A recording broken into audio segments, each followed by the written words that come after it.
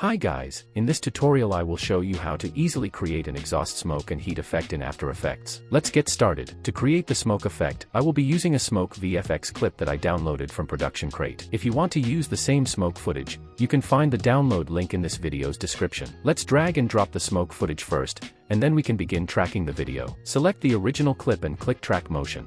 Now drag the track point onto the exhaust, because we need the smoke to follow the exhaust movement. Next, make the track point slightly larger so After Effects can better track the area. Now click Options.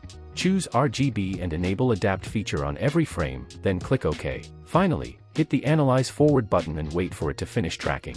Once the tracking is complete, create a new null object. We do this because a null layer works as a controller that stores all the tracking data, allowing us to attach other layers or effects easily without modifying the original clip. Now in the tracker panel, click Edit Target and select the null layer we just created, then hit OK. After that, click Apply and choose X and Y, then hit OK. This will apply the tracking data to the null layer so it follows the movement perfectly. Now to make the smoke follow the exhaust of the car, simply parent the smoke layer to the null using the pick whip. Next, adjust the position of the smoke so it perfectly sits on the exhaust.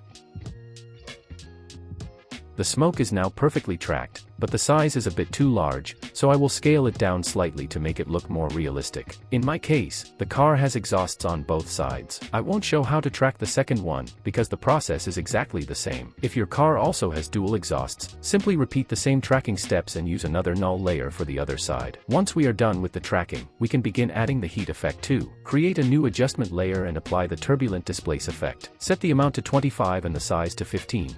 Next, hold Alt on your keyboard and click the evolution stopwatch icon to enable an expression. Type in the expression field, time, *500. Next, select the ellipse tool and mask the exhaust area, something similar to what I have.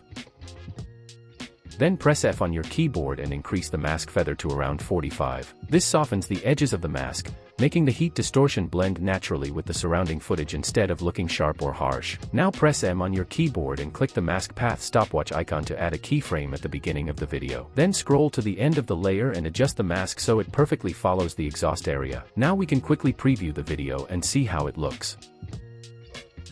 That looks really cool, and the heat effect makes it look twice as good. Hope you found this video helpful. Thanks for watching, and if you enjoyed it, please give it a like.